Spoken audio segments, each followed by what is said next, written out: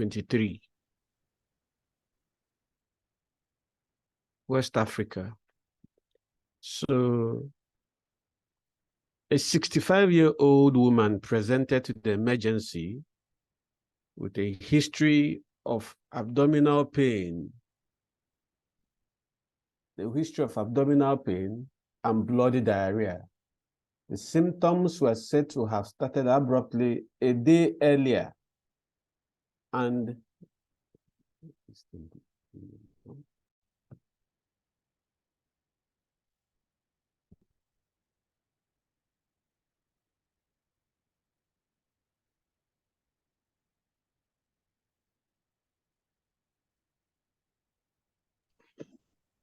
are you hearing me still? Yeah, can you hear me? Yes, we can hear you now, but you have to start all over again.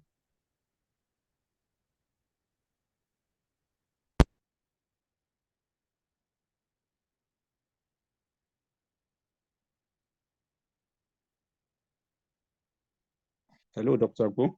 Okay, you can hear me. All right, so please. Can you hear us? Can you see my screen? Yes, your screen is, we can see it. All right. Just go ahead. Okay, the symptoms are said to have started abruptly a day earlier. And yeah, there's something coming out on my screen that doesn't want to go out. Wait, I don't know what to do. Okay, the symptoms were said to have started abruptly a day earlier. By midday of the same day of presentation, she had passed stool about 10 times. She also had fever, anorexia, but no vomiting.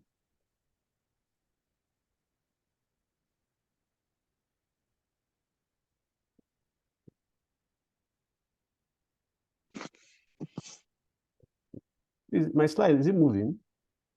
It's not moving.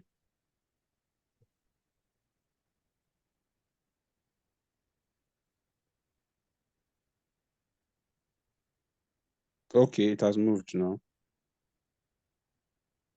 On examination, she was ill-looking, temperature of 37.6 degrees Celsius, pulse rate 88 beats per minute, and blood pressure 120/80, with no posterior drop. Abdomen was tender, but had no palpable masses or organomegaly.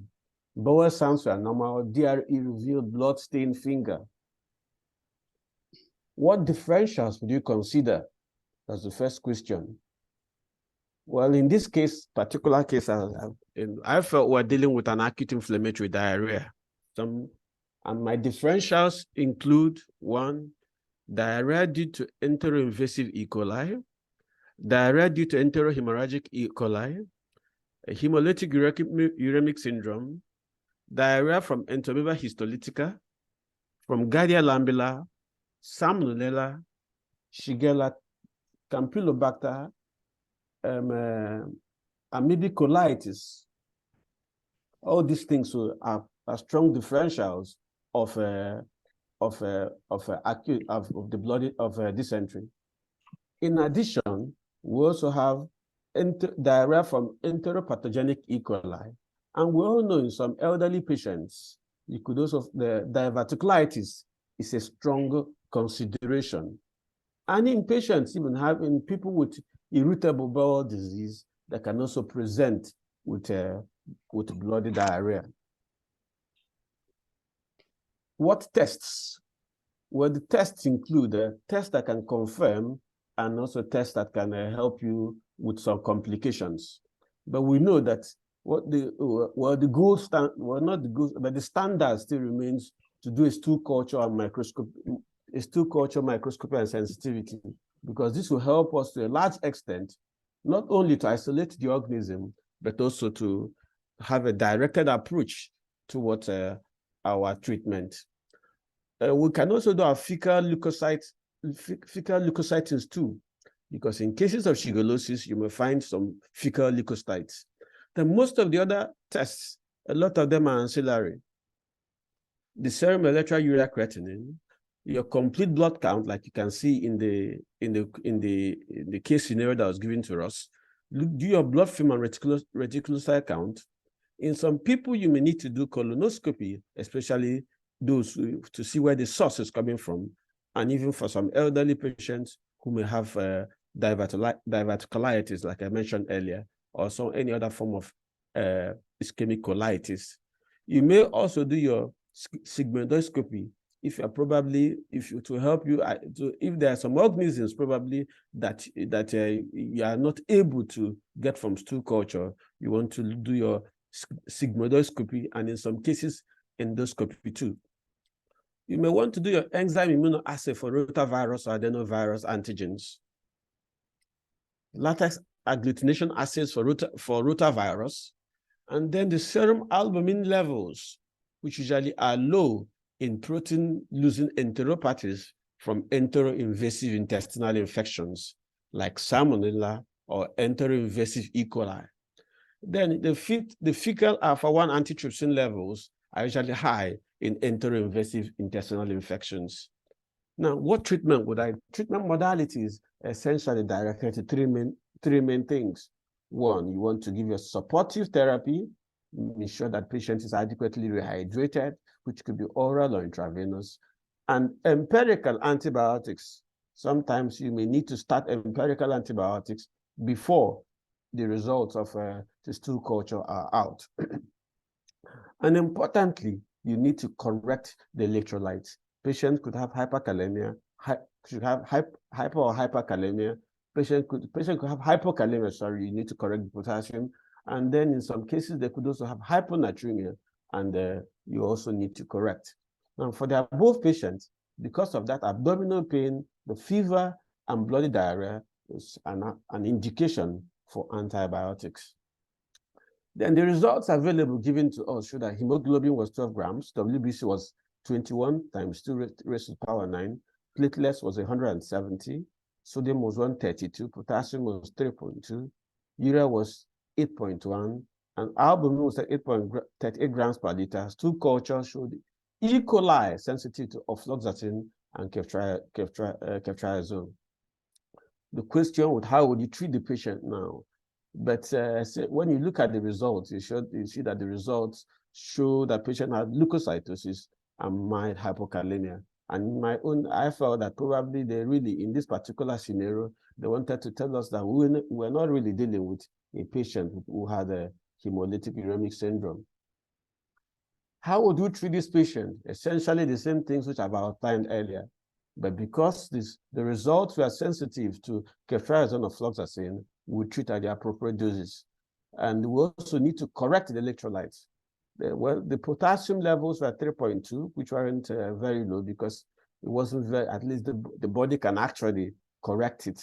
If it was less than maybe 2.5, if it was less than 2, it was less than 3, I probably would have been considering some form of intravenous correction, because at that 3.2, I still feel with hydration, patient can, and with body stores, it can also be replaced. Intravenous, in order to hydrate this patient, we can also give intravenous Ringer's lactate or isotonic saline can be used in addition to oral rehydration therapy. But remember too, this patient had no posterior drop. So in terms of hemodynamic instability, there's no need for the aggressive use of intravenous fluid. We can encourage the patient to take orally. But my concern is that because the patient is elderly, maybe we may need to give some intravenous fluid. But remember, not just about 2 to 3 liters per day. In view of her age, cautious use of antibiotics, we have to counsel her on food hygiene, and if in severe cases, we may do a possible contact tracing. How would you monitor her? Monitoring essentially is still based on we want to look at symptoms. The symptoms, are they resolving? The diarrhea episodes, are they reducing? The vomiting and fever, are they helping? Are they also improving? So because these are the way to actually assess this woman. In addition, the vital signs are very important. So and like I mentioned, patient input output is also very important. Let's be sure that patient is not tending towards an acute kidney injury. The serial SUCI monitoring is also important, and to also look at the electrolytes and be sure that we are correcting it as required, and then the complete blood count The complete workup will also help us to see whether patient is resolved, whether the symptoms are resolving. Am I being heard, please? Yes, continue. Yes, sir. All right, so I just want to do a brief, just a little overview on some form of, because we are dealing with acute diarrhea in this patient. I'm discussing a little bit of acute inflammatory diarrhea. Well, this is the outline I want to use. Diarrhea is loosely defined as passage of abdominally liquid or unformed stools at an increased frequency. For adults on a Western diet, anything greater than 200 grams per day can generally be considered diarrhea. Diarrhea may be further defined as acute if it's less than 2 weeks, persistent if it's 2 to 4 weeks, and chronic if it's greater than 4 weeks. Dysentery is a commonly used term referring to a diarrheal stool that contains an inflammatory exudate composed of blood and polymorph leukocytes. Acute inflammatory diarrhea is a result of infection with bacterial enteropathogens such as Shigella, Campylobacter, Salmonella, enterohemorrhagic E. coli, the Vibrio parahemolyticus, and the Clostridium difficile.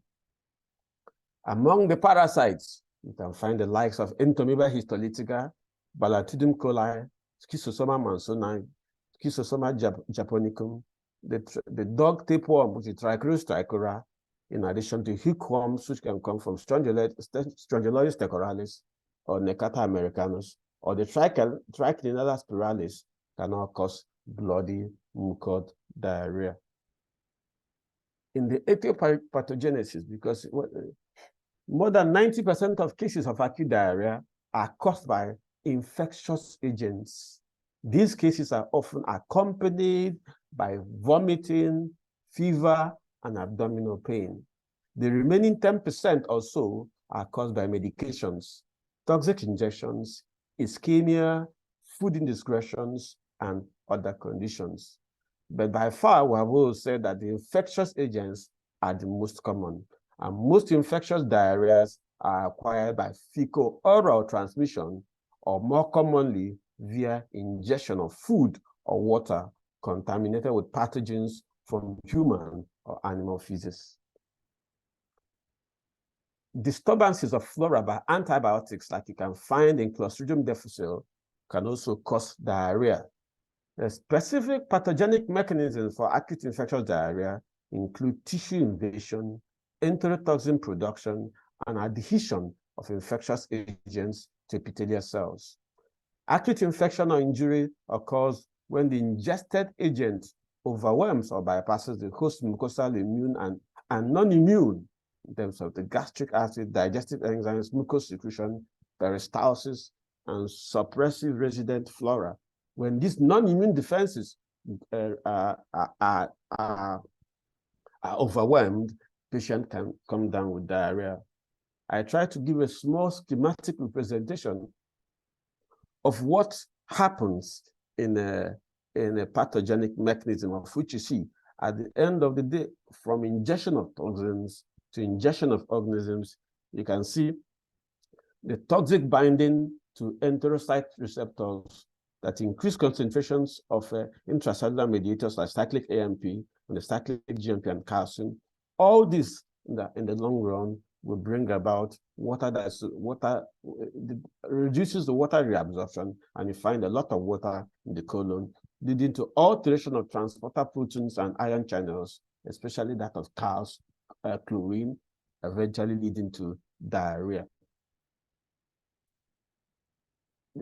The Shigella bacillus, that's the Shigella dysentery type 1, produces the most severe form of dysentery, while the mildest one is coming from Shigella sonnei. The Shigella flexneri is the most commonly encountered serogroup in tropical regions, whereas Shigella sonnei is the most common in industrialized countries. Many patients with shigellosis manifest a biphasic illness. The initial symptoms of fever, abdominal pain, and watery, non-bloody diarrhea result from the action of enterotoxin.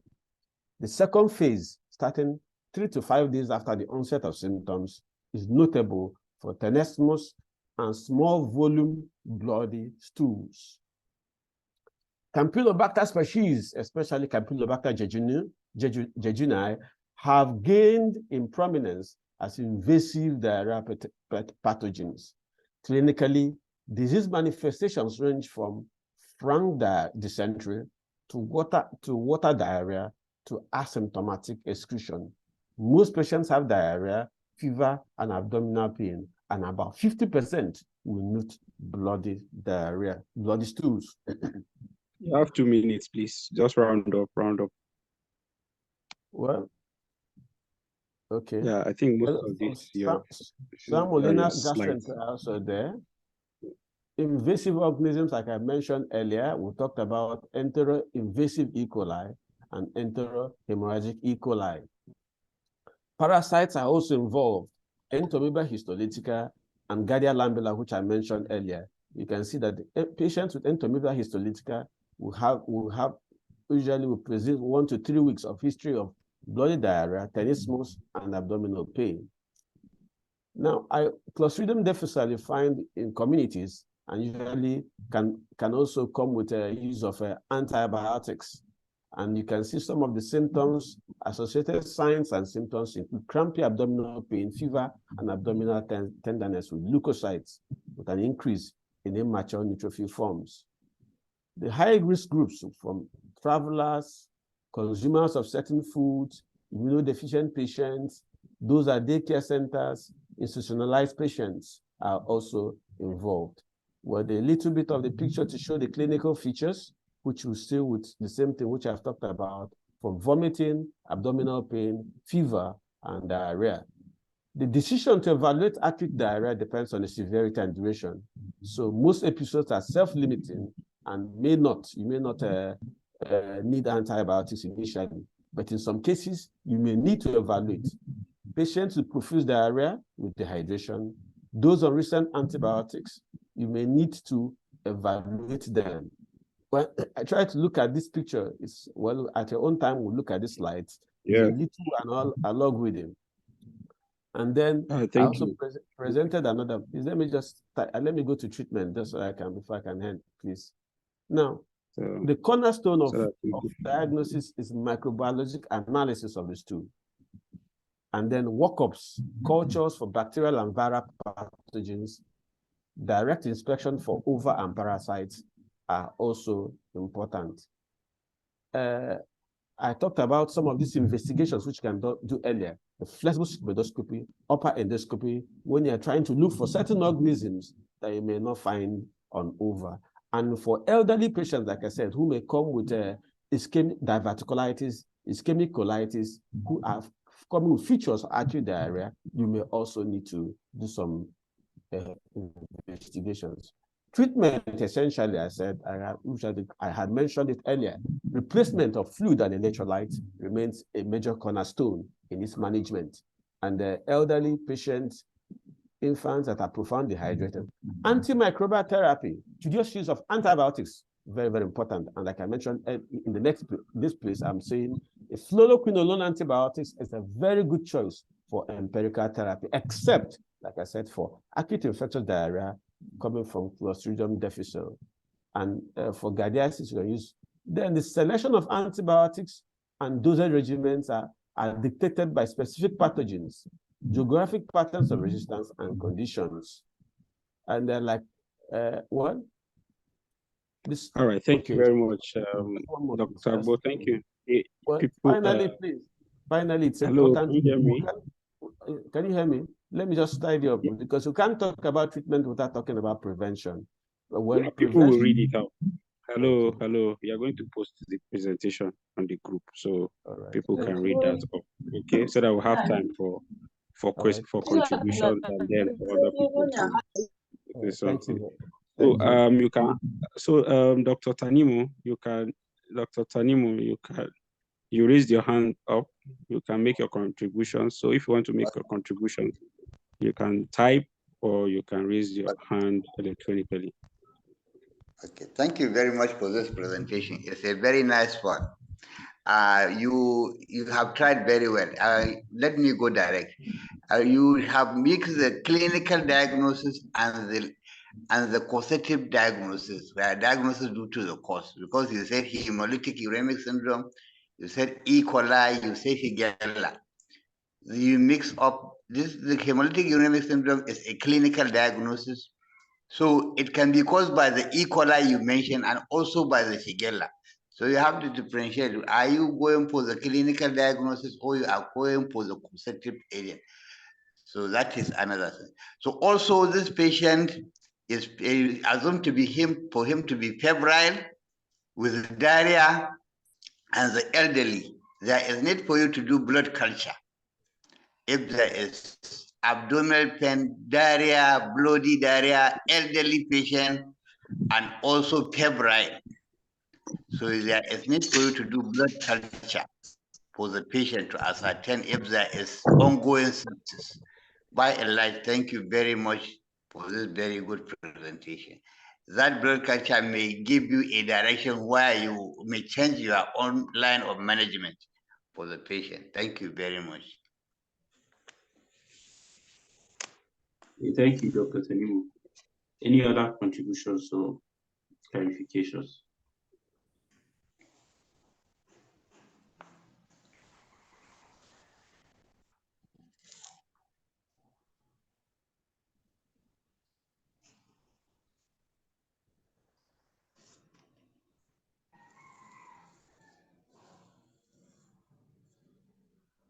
Dr. Atta.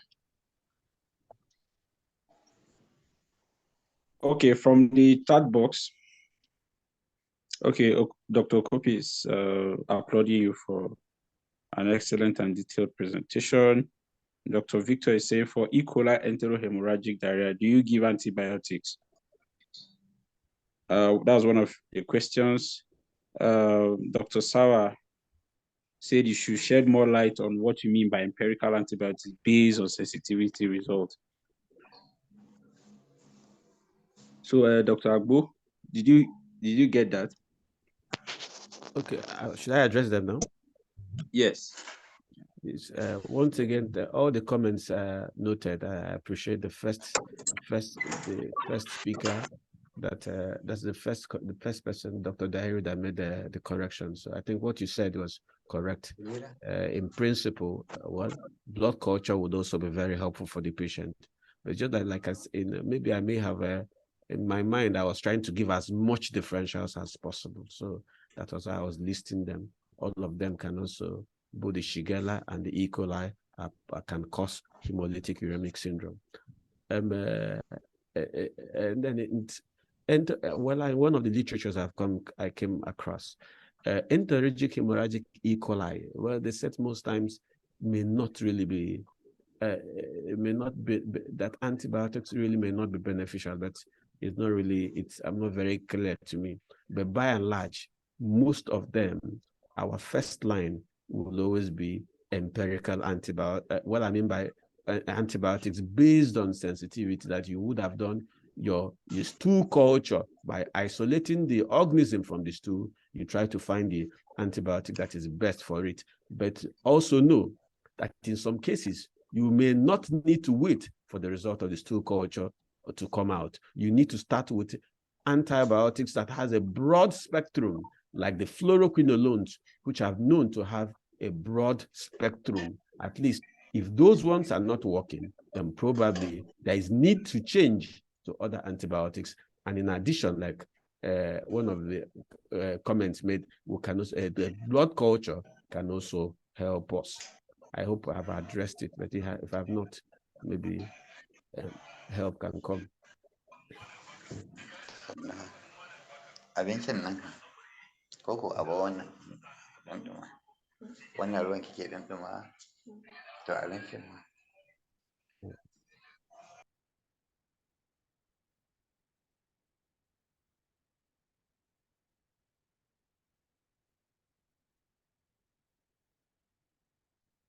Dr. Atta, I think there are more comments on the chat box.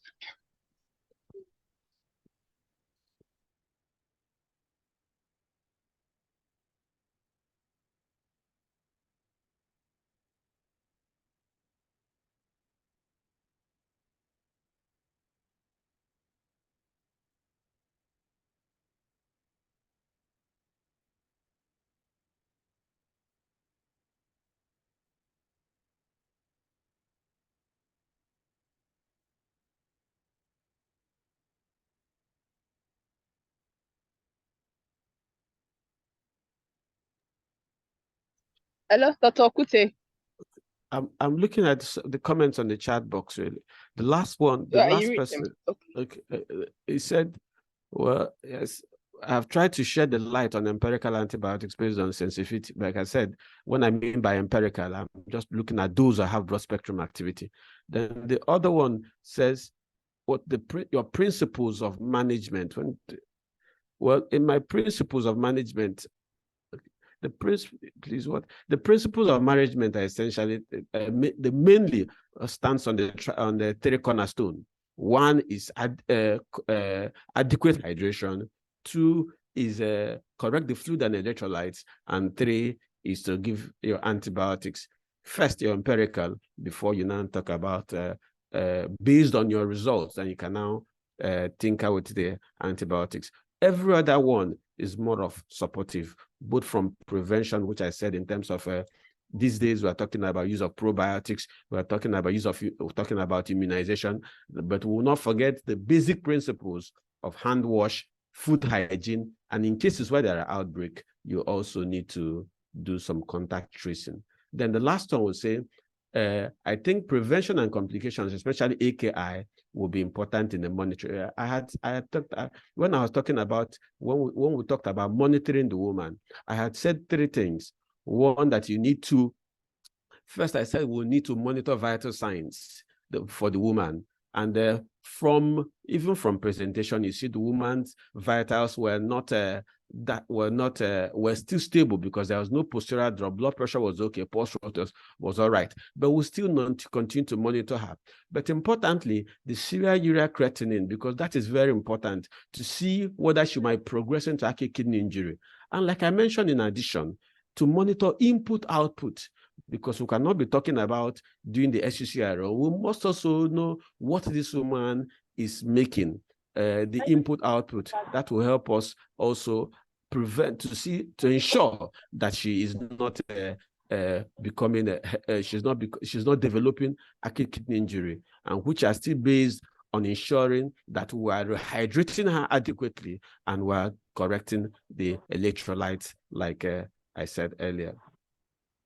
Then the other question said, okay, I think empirical treatment is based on observation made with respect to what you think is likely to cause the disease. Sensitivity results usually come later and will direct you to give specific treatment. You are very correct in this comment.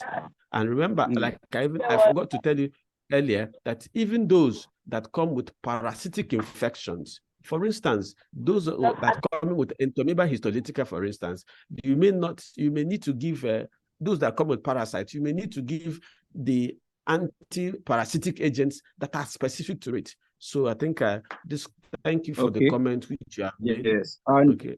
Hello, can you hear me? Yes. Yeah. So thank you for the clarifications that you have given. Then there are other comments too. Okay. Dr. Blessing is wondering, the antibiotics, they gave two choices. So is there any catch in terms of which is appropriate for the patient? And Dr. Nnamdi is saying I also think actively correcting the hypokalemia in this patient is not out of place because it's not stated that the diarrhea has stopped. Dr. Jamila say thanks for the lucid presentation. Will you give both ceftriaxone or fluoxetine together or choose one? What will inform your choice? Is a follow-up question to what Blessing is saying. Dr. Tanimu is saying, okay, you can also add clotting profile as part of your investigation. And also follow up to that, if you check, I think the sodium and the potassium are low. So are you correcting both or you're correcting just one? So Dr. Agbo, over to you.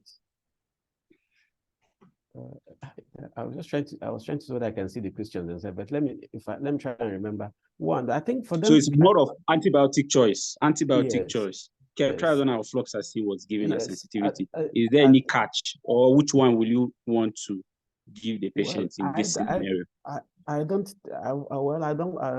looking at it at any catch. But if I'm to go, it is generally been recommended that if the fluoroquinolones are not, the next line you can think about is the ceftriaxone. So for me, well, my own opinion is that I would want to go with ceftriaxone. If only if that fails, that probably we might think about ofloxacin. So I would want to go with ceftriaxone.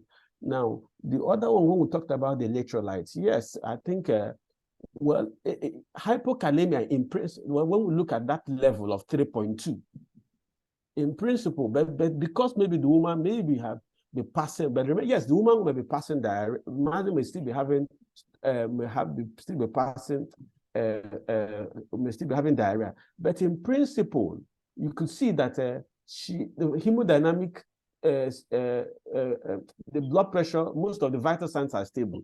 So we may need to correct, but there may be no need to do some aggressive correction. That was why I instead said, we can give the woman some fluid, give the woman things, fluid containing potassium, things like Ringer's lactate, which is helpful, which will also help correct the potassium, in addition to the body trying to also shore up its potassium levels. I will only be thinking about active correction if that potassium is less than 3. That's when I'll start thinking about giving her maybe potassium chloride in fluid. But to correct it, I try to use intravenous Ringer's lactate, and I felt that should be enough. Then for the sodium, yes, you had hyponatremia, which was about 132. That's also the essence of giving isotonic fluids. The isotonic fluids, which I felt would also help her, because I feel at that point that maybe no need giving fluid containing some fluid that are maybe containing a lot of sodium. So that's about that. I'm trying to, any other question? Yes, there's a question on triad of HUS. I think you missed it up. Yeah. You missed it. Okay. Yeah. We try to answer all the questions and read all the comments. Yeah, triad of HUS, yes. Triad of HUS. Yes, I had mentioned it earlier. I had mentioned it that, in fact, when I saw that case scenario, my mind was, were they thinking about a hemolytic uremic syndrome? But I looked at it closely. It wasn't, I don't think it is, because in hemolytic uremic syndrome, there will be renal impairment, there will be thrombocytopenia, and there will be anemia. For this, the woman had none of these 3. So that was one of the things that helped me put the hemolytic uremic. In fact, in principle, I should have reduced that in my differential. That hemolytic uremic syndrome should be coming low. Anyway, well, in principle, it's supposed to come very low, because she didn't have no form of thrombocytopenia. Even there was no blood film for us to see whether there is any abnormalities. But 3 things are clear: there was no anemia, there was no renal impairment, and there was no anemia. Okay, all right. So careful use of antibiotics. And then her age, yes.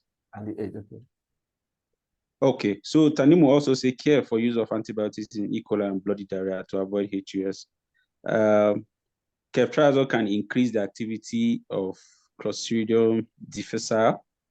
So maybe Dr. Ugowe is going for ofloxacin as probably the antibiotic preferable. Then Dr. Momodu say think of side effects of fluoroquinolones in the elderly.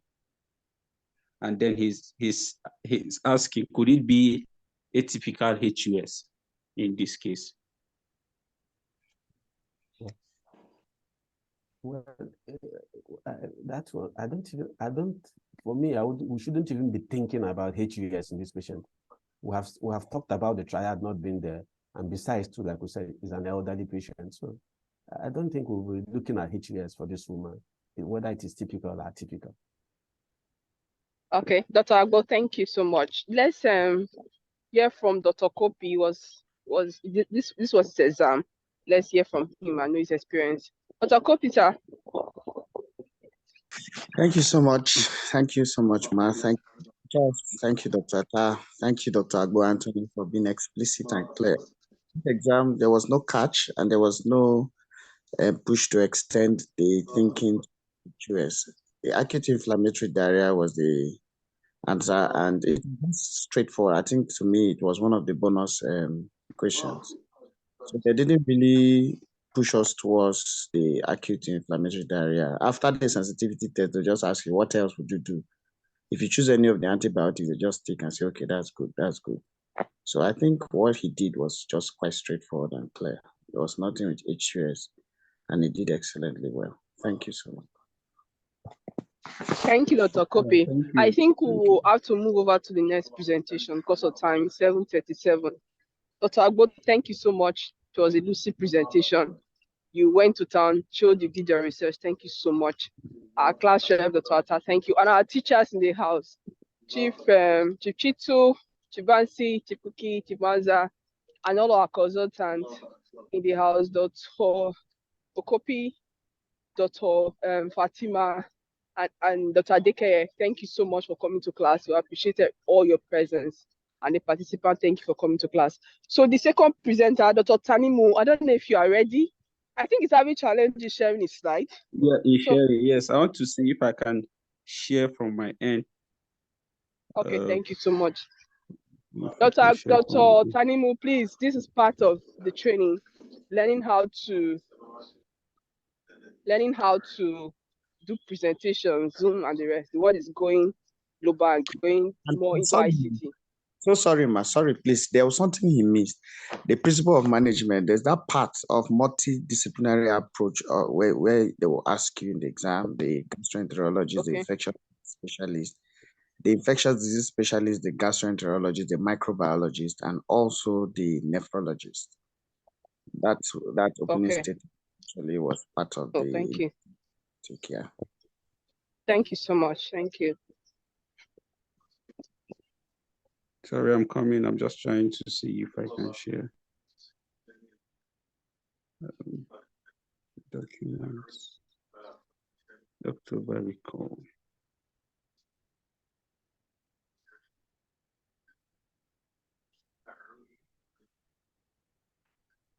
Can somebody try to share? Well, because I think it's saying that there's an error and it's not supporting my.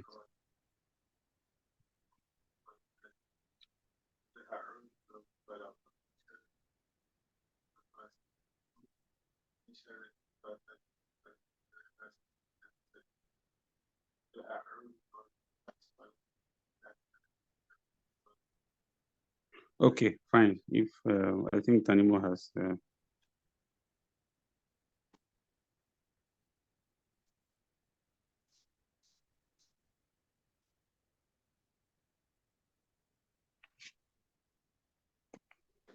Okay, Dr. Tanimo, you can go ahead.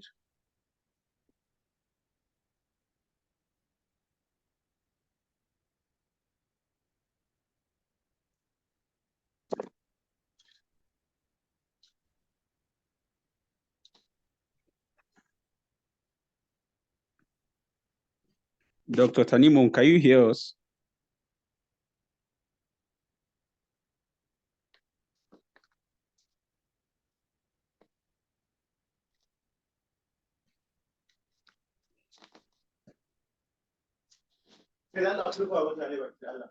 Dr. Tanimo.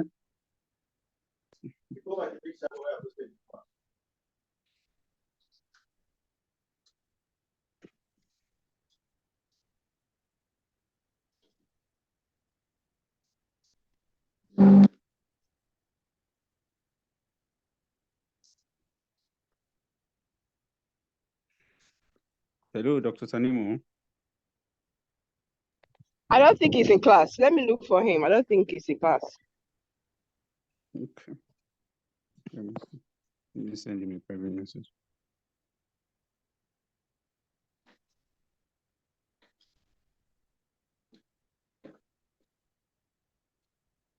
Dr. Atta? Yes. He said his network disconnected him. He tried to join and he says maximum 100. So he's not having the opportunity. So we have to plead with someone not going for exam. So please excuse us so that the video will be up. Because if he's not in class, he won't present, except someone else is ready to present. Yes, ma. Dr. Obiamaka is ready. Okay, then let us present. He will present tomorrow. Should I go off the class? I think he Dr. should be able Copy, to. We are 97. He should be able to re-log in. But if Dr. he's able to Obiamaka is join. ready, she can share. She can share her slide. Dr. Copy, your presence is needed here. You were at the exam, so your presence is needed, and you're also one of our facilitators too. There's one or two things that you say that will help the participants. All right, thank you. And so, please. Hello, good morning, everybody. Is it not possible to expand it to 100? Good morning. Good morning. I am now in. Okay, so can somebody help share his?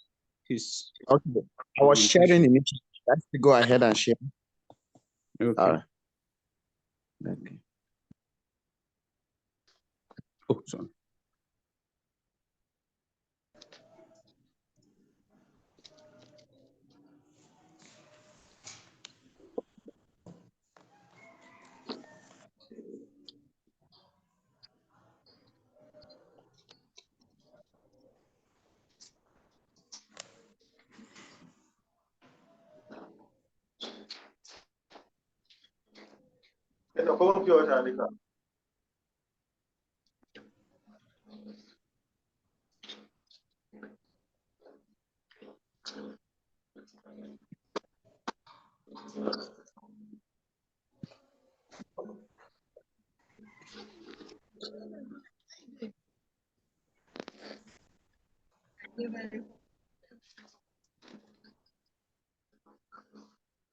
Good morning, all. Okay.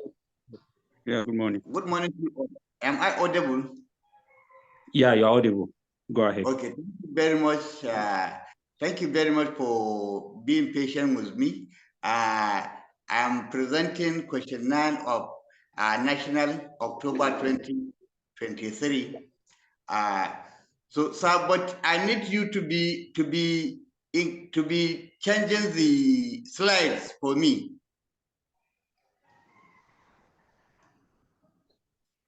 Do you hear me, sir? Okay.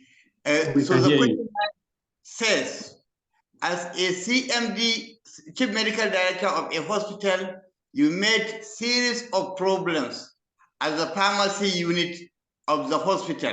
Up to 8 problems were mentioned, including expired drugs, supplies are not paid on time, drugs needed in the theater, and accident and emergency are not available.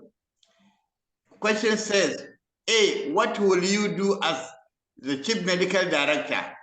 B, name the hospital committee concerned with drug prescription, formulary, and procurement. C, what is the function of the committee? D, what are essential drugs? E, list 5 characteristics of essential drugs. So this one is incomplete list. They said list 5 characteristics of essential drugs. So can you continue, sir? Okay. So I attempted question 9A, which says, what will you do if there are those problems that are mentioned as a CMD? What will you do?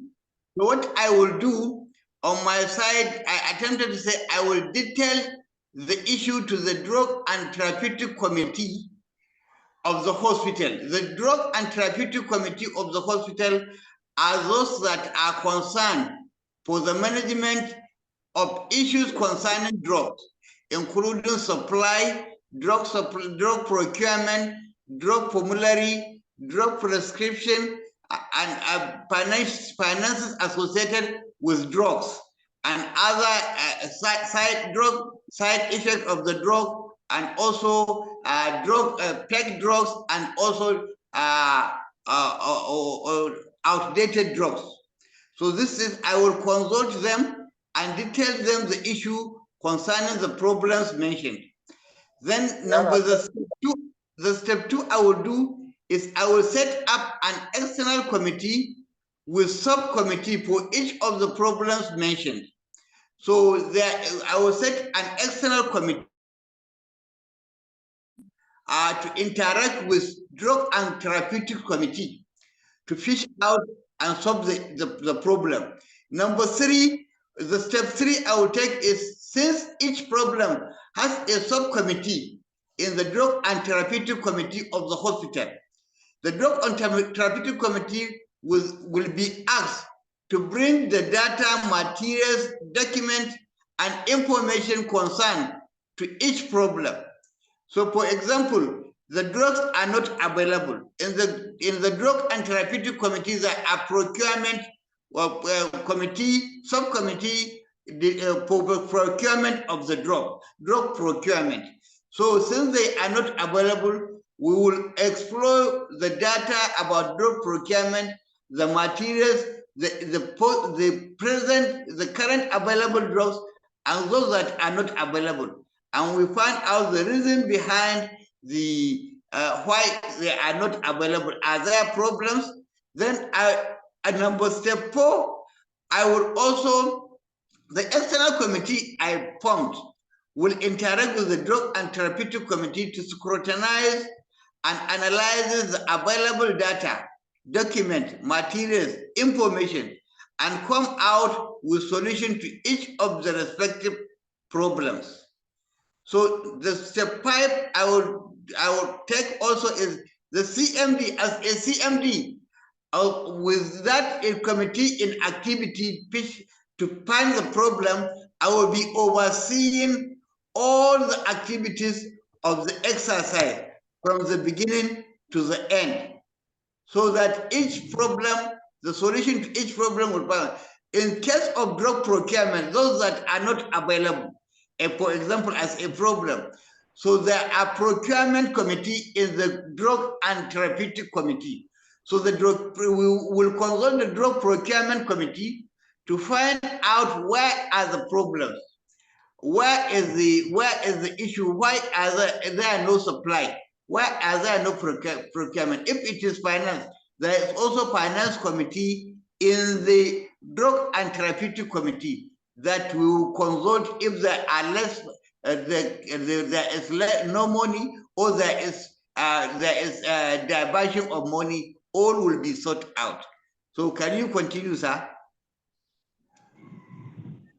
So question 9B says the names that the committee concerned with prescribing drug, with prescription, drug formulary, and drug procurement. The committee concerned with drug prescription, drug formulary, and drug procurement is Drug and Therapeutic Committee.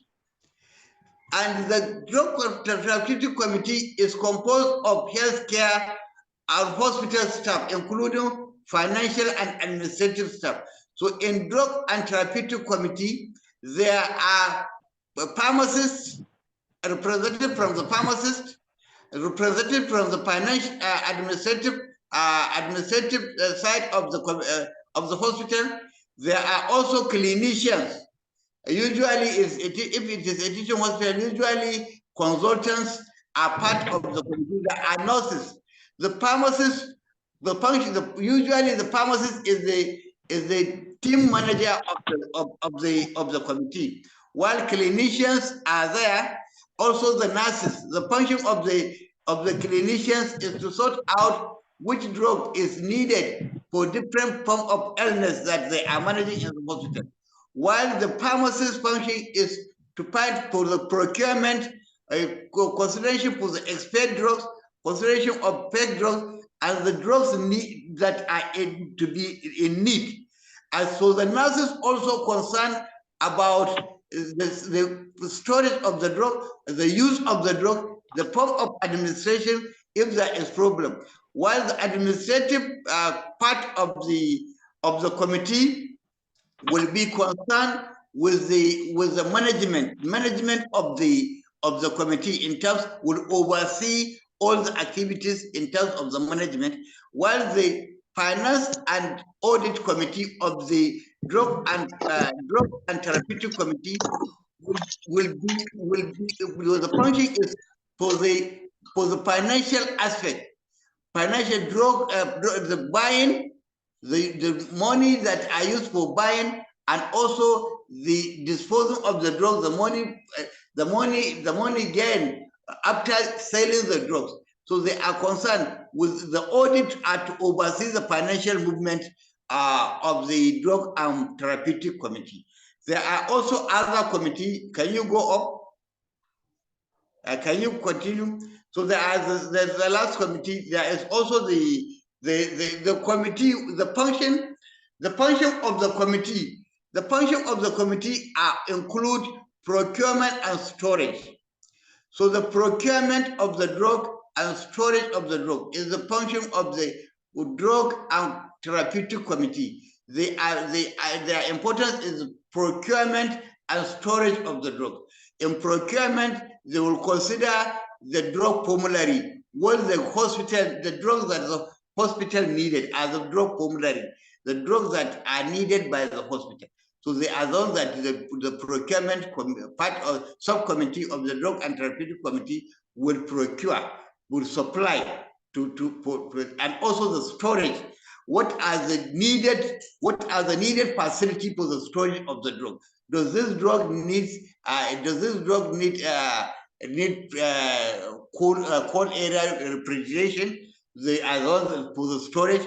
Does this drug need, are they over the counter that they don't need refrigerated? So the storage facility are also is also the concern for the drug and procurement subcommittee of the hospital Drug and Therapeutic Committee. And also they are concerned with the management of the approved drug list and hospital formulary. So the drug approved list, they are concerned with the management. How are the drugs used? Are they used in the proper way, or they are not used in the proper way? How much do we need for a given duration of time, so that we don't run into the drug affair? How much would we buy so that it will last us for so months, so that if we buy excess, we may meet or we may encounter drug expiry and it will be on our side as a financial loss. So they are also concerned with that. They are also concerned with the hospital formulary. Hospital formulary meaning that the hospital formulary means what are the drugs the hospital, the list of drugs the hospital needs, so that those the drug formulary are those that are to be procured for the management of illness in the hospital. They are also concerned management of drug-related events. They are also concerned with the drug-related events, including adverse effects. So the Drug and Therapeutic Committee of the hospital are also concerned with overseeing occurrence of adverse side effect related to the drug the hospital are using. So the adverse side effects they are reported to Drug and Therapeutic Committee, and they are concerned with the management of the adverse side effect of the drugs. So they are also concerned with the management of fake drugs. So they are concerned with, especially in the procurement, the Drug and Therapeutic Committee are concerned with procurement of good drugs, not fake drugs. They are also concerned with expired drugs. That is the management. The formulary committee will drug formulary will be the amount needed for a specific time, so that we don't buy excess to encounter drug expiry drugs, or we don't buy less to encounter unavailable drugs like the other problem. We are also concerned. The Drug and Financial and Therapeutic Committee are also concerned with the management of ongoing drug use review. So they are concerned with ongoing drug review, starting from the nurses. The nurses will be observing are these drugs in use in a proper way, or they are diverted for another use. So this from the nurses, since they are part of the Drug and Therapeutic Committee. So they will be concerned with that, and also the clinicians will oversee how the drugs are used. Yes, how the drugs are used. Are they being used in the proper way, or they are not being used in the proper way as needed by the Drug and Financial Committee. So that is also said. They are also the Drug and Therapeutic Committee are also concerned with the finance and audit of the related drug supply and disposition.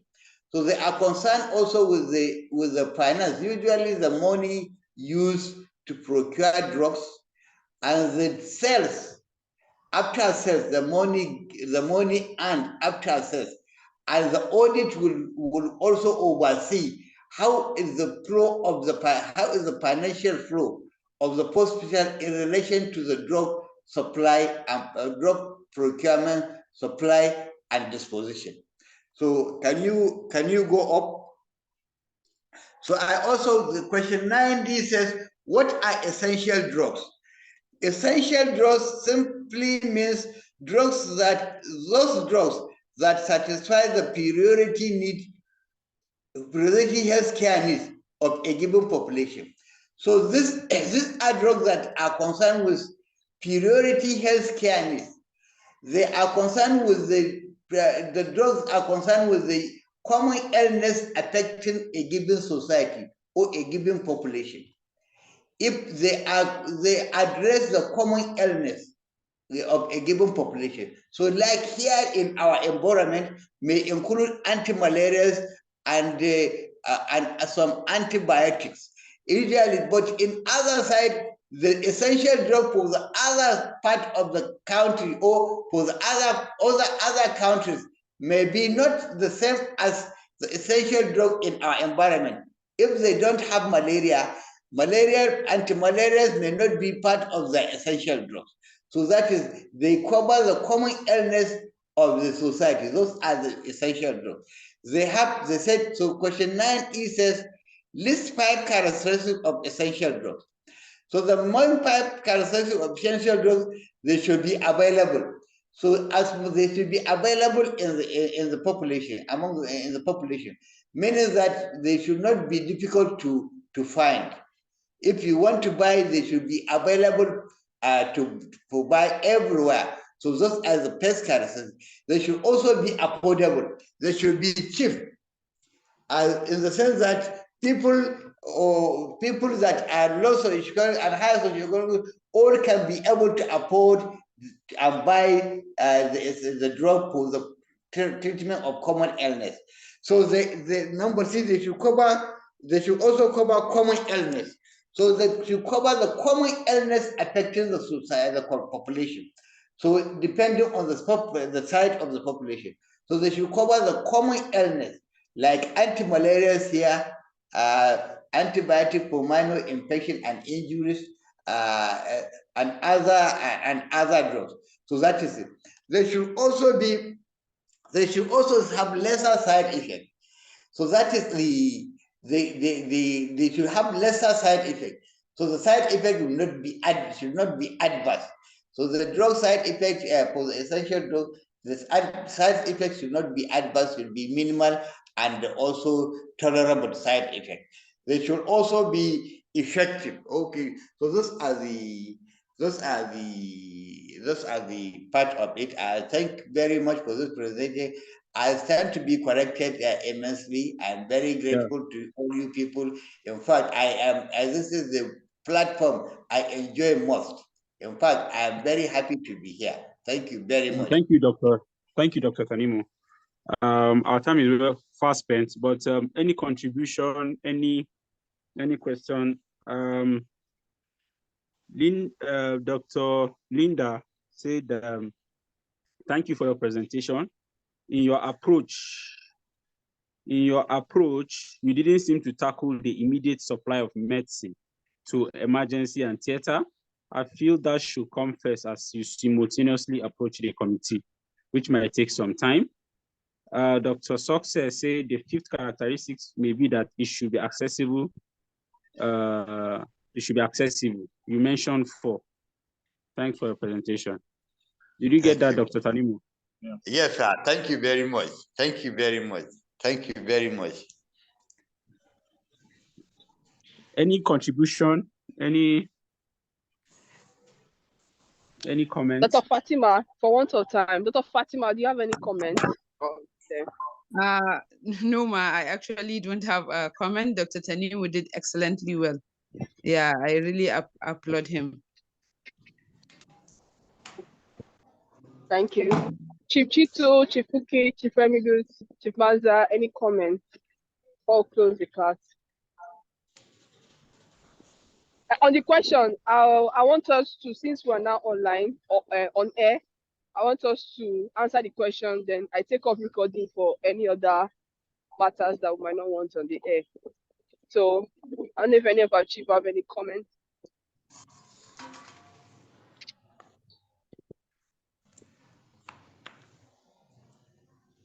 Okay, let me just make my comment quickly.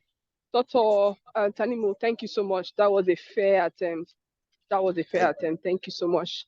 I know national question, not everyone have the ability to tackle it. So I really appreciate your attempt and your time you use in getting this question ready.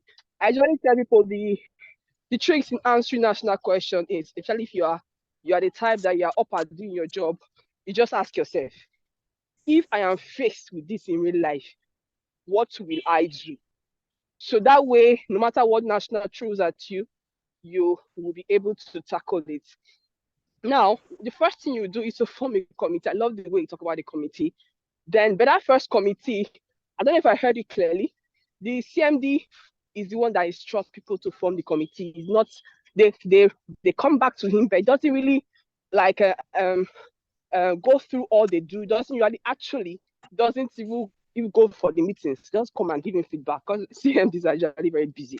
That's the realistic thing. If you have been interacting with your CMD, you know they're usually very busy. So what they do is they have a member of the management that is part of the committee. They'll talk about, since this is drugs, all the departments use drugs. So each of the head of different departments, head of internal medicine, head of surgery, ONG, pediatrics, and all that department that makes use of drugs. So we're part of the committee. The nursing, the pharmacists, all of them will part of even the lab, because they make use of some chemicals. So they'll be part of, there are different heads will be part of the committee. Then the financial department of the hospital will be part of the committee. Social care, they'll be part of the committee, because if some patient cannot afford some of these things, or if they have some issues, they'll be the one to tackle that. Then the legal aspect of the hospital should be there. If because once they sue the hospital for one or two issues that are related to drug, the legal committee will be the one to take care of it. So that first part, I wasn't too satisfied with how you answer it, because as I said, when we give you question to do, you did a wonderful job. It's a discussion. We all contribute. You look at it from one aspect, I look at it from another aspect, other party look at it from another aspect. When we all join all our thoughts together, it makes it richer. So I really must appreciate this class for their participation. It's quite active. The questions, the comments, it's really nice. So I really appreciate everyone that asked their question. Dr. Linda, the question she asked was quite nice. Then Dr. Success, thank you for your contribution. So thank you everyone for coming to class. Dr. Tanimu, Dr. Agbo, thank you so much for today's class. So I appreciate you. All our teachers, Prof. Oladimeji is in class. Thank you, sir, for coming. Chief Remigus, thank you, sir. I don't know if any of our teachers have any more comments before we close the class. It's 5 minutes past 8.